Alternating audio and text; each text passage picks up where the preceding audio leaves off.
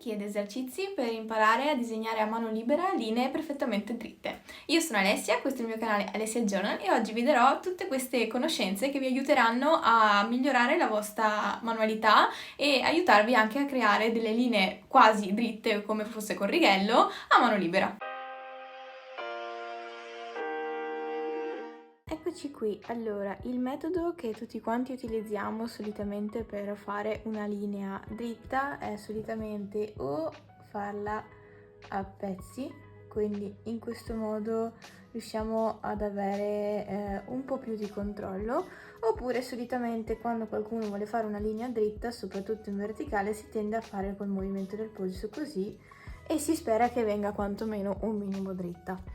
Questo metodo è giusto, per carità, perché comunque riuscite ad avere un controllo a pezzi, ma se si vuole fare una linea unica, costante, con una sola passata, diciamo, è necessario apportare degli accorgimenti.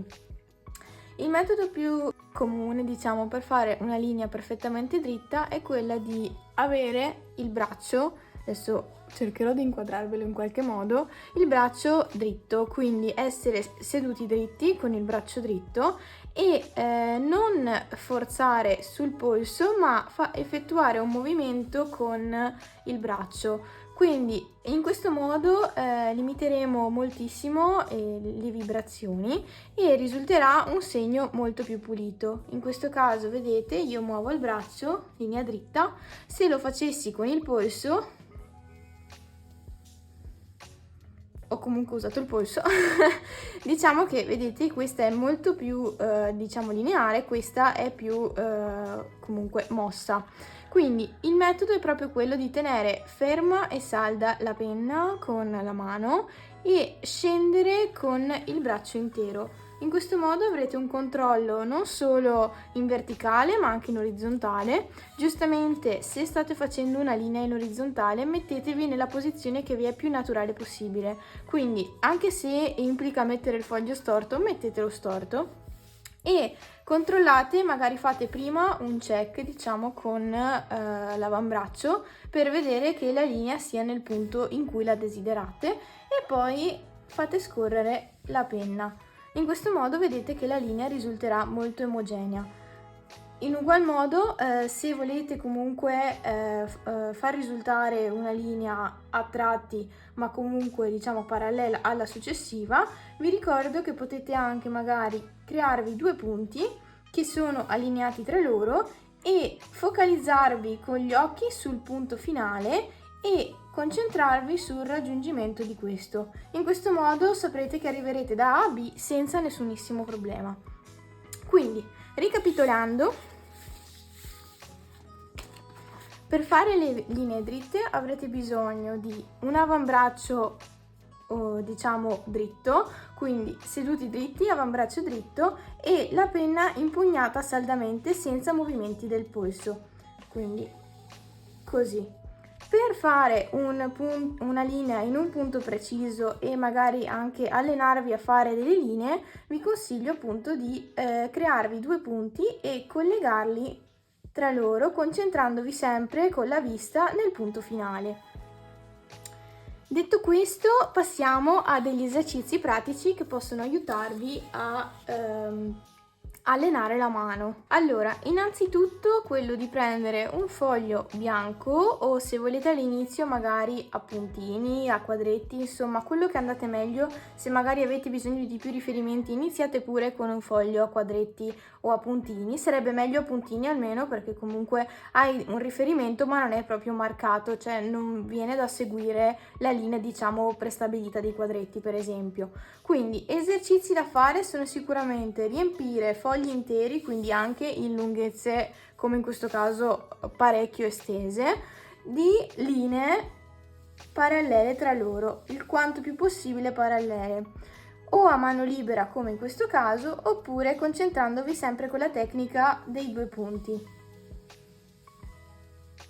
In questo caso avrete un foglio pieno di linee che potrete comunque riutilizzare anche nell'altro lato per riempire appunto perpendicolarmente, cercare di creare dei quadrati il più verosimili possibili, diciamo.